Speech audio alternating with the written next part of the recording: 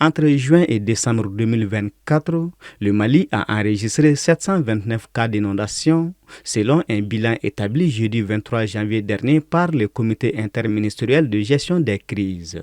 Ces catastrophes ont affecté plus de 88 000 ménages, causé 95 décès et 154 blessés. Elles ont également occasionné de nombreuses pertes en cheptel, notamment des ruminants et des volailles. Aussi, près de 3000 greniers et magasins ont été détruits. Les projets prioritaires tels que la situation du pont Weweanko sur la route de Sebeninkuru et celle du collecteur de Misabougou ont également été abordés. Ces rapports comprenaient également une évaluation sectorielle des impacts des inondations ainsi qu'un aperçu des mesures déjà prises pour y faire face. Je pense que nous devons nous préparer davantage et anticiper sur un certain nombre d'événements, un certain nombre d'actions, afin justement de nous assurer que les prochaines inondations ou d'autres catastrophes naturelles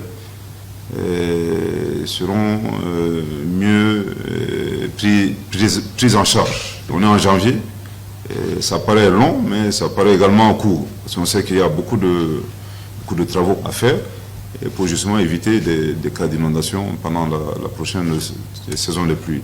Pour rappel, au-delà des inondations, selon un rapport du comité interministériel en octobre, les fortes précipitations ont occasionné 8 cas de foudre, 6 épisodes de vent violent et plus de 37 000 effondrements à travers le territoire.